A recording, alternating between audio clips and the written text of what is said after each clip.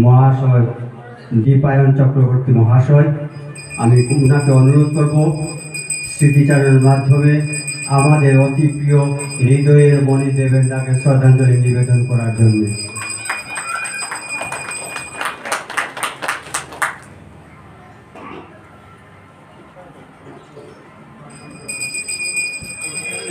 Doctor দেবেন Sinha Memorial trust কর্তৃক আয়োজিত তৃতীয় প্রয়াগ দিবস উপলক্ষে স্মৃতিচারণ সভা।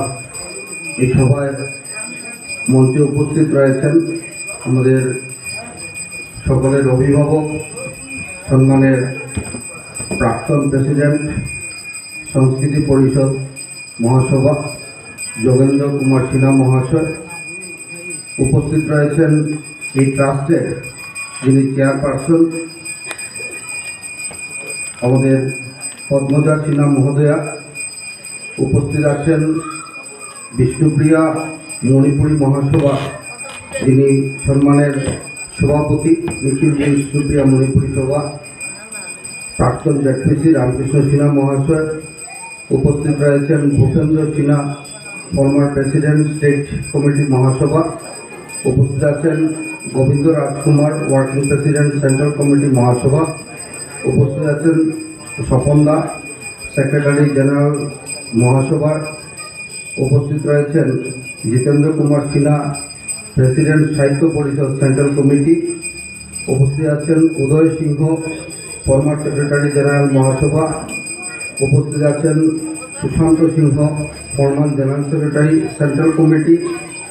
চন্দ্রকান্ত সিংহ মহোদয় adviser Mahasabha and former working president.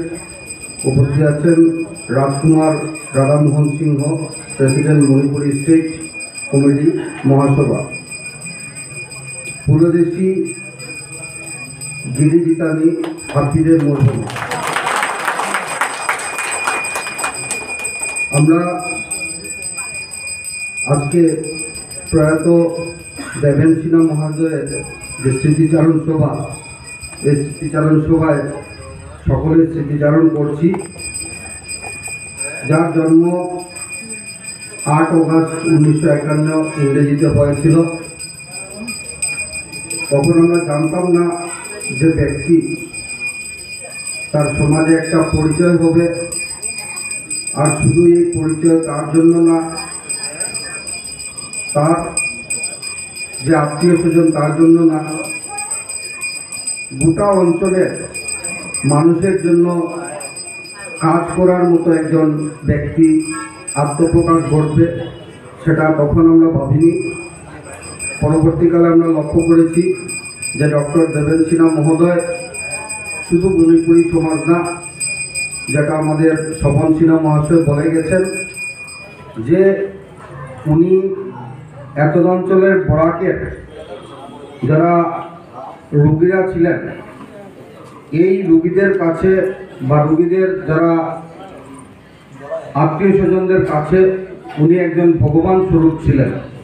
আর আমি মনে করি যে মানুষ হিসাবে সবচেয়ে বড় সফলতা আজকের দিনে এটাই যে কসাই ডাক্তার না হয়ে একজন ডাক্তার যাকে আমরা ভগবান স্বরূপ মানি, এমন ছিলেন আমাদের প্রয়াত দেবেন সিনহা মহাশয়, যার স্মৃতিচারণ করতে আজকে অত্যন্ত আমি গর্বিত। আমি বেশি কথা বলবো না, শুধু আমি বসে বসে চিন্তা করছিলাম যে এমন একটা ফ্যামিলি, একটা সংস্কারিত ফ্যামিলি, সেটা এই ডায়াসে আমরা তার প্রমাণ পেয়েছি। অনেকেই সেটা হয়তো জানেন না। আজকের দিনে আমরা জানি যে ওনার 3 জন কন্যা, একজন সুপ্রিম কোর্টের লয়ার, আরও 2 জন ডাক্তার। কিন্তু আমার আশ্চর্য লাগছিল যে উনি একজন ভালো সিঙ্গার, প্রতিষ্ঠিত সিঙ্গার না সুপ্রিম কোর্টের লয়ার, সেটা আমি বুঝতে পারছিলাম না। আমি অত্যন্ত খুশি আজকে যে দেবন্বিতা সিনহা যে এত সুন্দর গান এখানে উপস্থাপন করেছে। আমি মনে করি যে আমি ওনাকে অনুরোধ রাখবো যে গানটা অন্তত পক্ষে আপনি কন্টিনিউ করে যান। আমার মনে হয় একজন বিখ্যাত সিঙ্গার হিসাবে আমরা এই ভিজিট থেকে আপনাকে করতে পারি। আমি অন্ততপক্ষে সেটা আশাবাদী। দিলীপদা উঠে গিয়ে আমি লক্ষ্য করছিলাম ওনাকে কিছু বলছিলেন, তো যারা গান ভালোবাসে তারাই শুধু বুঝতে পারবে। সাথে সাথে আরেকজন দাদাও এখানে বসে গান করছিলেন, একটা অসাধারণ, সেখান থেকে বিষ্ণুপ্রিয়া মণিপুরের কন্ট্রিবিউশনটা বেরিয়ে আসে, যে এই সংস্কৃতিতে বিষ্ণুপ্রিয়া মণিপুরের যে কন্ট্রিবিউশন সেটা বেরিয়ে আসে। এটা অত্যন্ত গর্বের ব্যাপার। আর আমি সেটা বলার জন্য না বলার, সেটা মন থেকে আমি আপনাদেরকে বলতে চাই, সেটা যে জিনিসটা আজকে এই সমাজের আমাকে আকৃষ্ট করে অন্তত পক্ষে। এখানে প্রিয়ঙ্কা সিনহা, প্রিয়দর্শিনী সিনহাও দুজন কন্যা রয়েছেন, তাদেরকেও আমি আন্তরিক শুভেচ্ছা জ্ঞাপন করতে চাই। আমি ভগবানের নিকট প্রার্থনা করতে চাই যে উনাদের উত্তরোত্তর শ্রীবৃদ্ধি হোক, পিতাকে যাতে সকলের বুকে আমরা ধরে রাখতে পারি, তাদের জন্য যে তার প্রয়াস, তার জন্য এই পরিবারকে আমি আমার শ্রদ্ধা নিবেদন করছি। আজকে 30 তারিখে আমাদের 31 তারিখে আমাদের গান্ধী মেলা উদ্বোধন হবে। আমি বসে বসে চিন্তা করেছিলাম যে গান্ধী মেলার যে উদ্বোধনী অনুষ্ঠান, এই উদ্বোধনী অনুষ্ঠানের একটা মঞ্চ হয়, এই মঞ্চটা যদি আমরা দুজনের নামে ডেডিকেট করতে পারি, একজন যদি দেবেন সিনহা হয়, তাহলে এই প্রতিটাই আমার মনে হয় আমি শিলচর মিউনিসিপ্যাল বোর্ডকে দেব।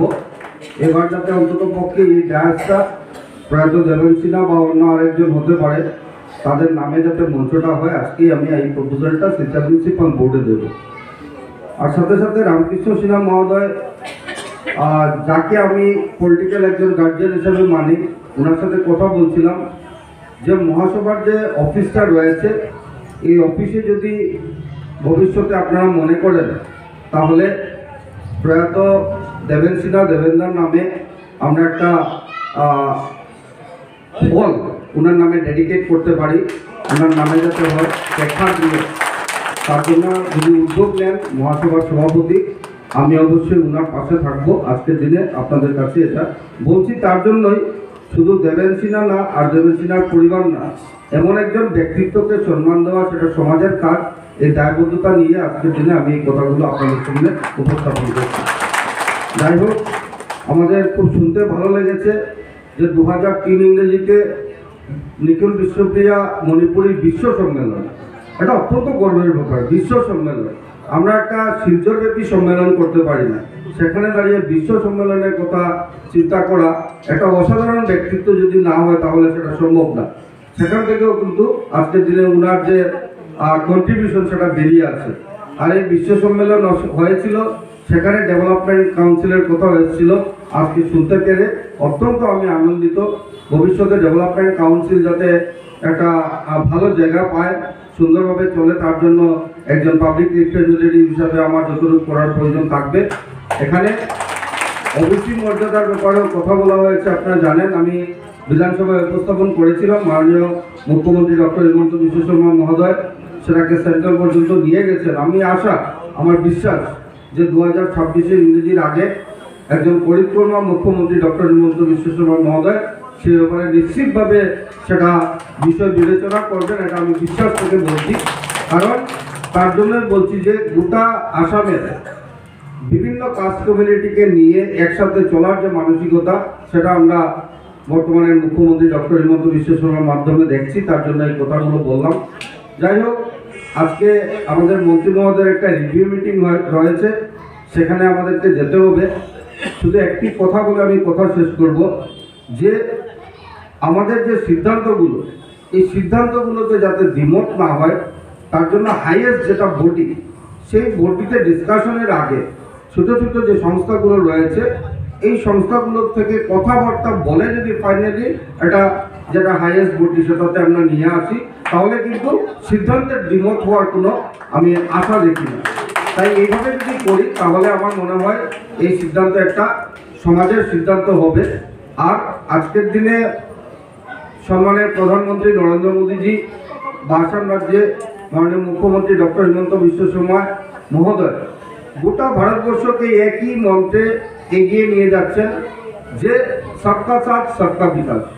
আর সবচেয়ে বড় মন্ত্র যেটা হলো যে হিন্দু সমাজ, এখানে আমি বাঙালি, আপনি মণিপুরি বা অন্যান্য জনগোষ্ঠী রয়েছেন, সেটা সত্যি রয়েছে, কিন্তু আমাদের একটাই আইডেন্টিফিকেশন যে আমরা হিন্দু।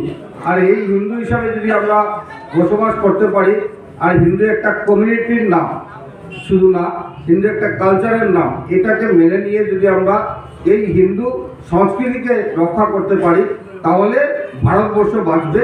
হিন্দু সংস্কৃতি বাঁচলে আর ভারতবর্ষ বাঁচলে গোটা বিশ্ব বাঁচবে। এই মন্ত্র নিয়ে আজকের দিনে এই ভারতীয় জনতা পার্টির সরকার এগিয়ে চলছে।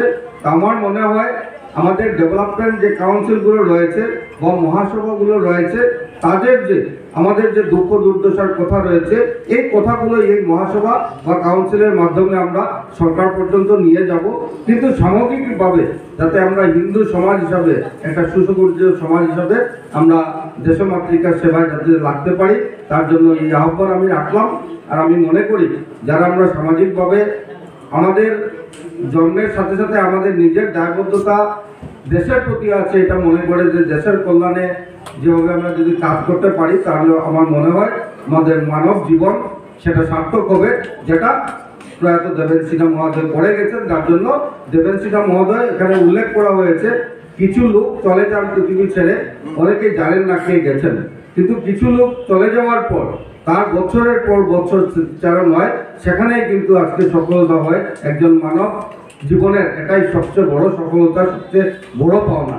তাই আমরা মনে করি যে সমাজের সেবায় আমি দীর্ঘ সময় থেকে আপনাদের লক্ষ্য করছি যে এখানে অনেক প্রতিষ্ঠিত ব্যক্তিরা রয়েছেন, অনেক সময় নষ্ট করে এই যে আজকের দিনে ট্রাস্টের যেটা স্মৃতিচারণ সভা চলছে, এখানে শুধু দেবেন সিনহা সম্বন্ধে না, গোটা বিষ্ণুপ্রিয়া সমাজ সম্বন্ধে কথাবার্তা হচ্ছে। এটাতে ধৈর্য করে সহকারে শোনা বা এটাকে ইমপ্লিমেন্টেশন করা বা এটাতে আমার কন্ট্রিবিউশন থাকা, এই মনোভাব নিয়ে যে দীর্ঘ সময় ধরে আপনারা এখানে বসছেন, সেটা আমি নিশ্চিতভাবে বলতে পারি এই সমাজকে এই কাজের জন্য এগিয়ে নিয়ে যাবে।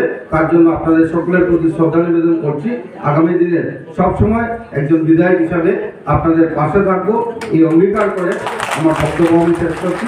বন্দে মাতরম, ভারত মাতা কি জয়। শেষ করার আগে আবারও আমাদের প্রয়াত দেবেন সিনহা মহাশয়কে আমার শতকোটি প্রণাম নিবেদন করছি। ধন্যবাদ। ধন্যবাদ মাননীয় বিধায়ক দীপায়ন চক্রবর্তী মহাশয়। গিরিগি থানে যাওয়ার সময়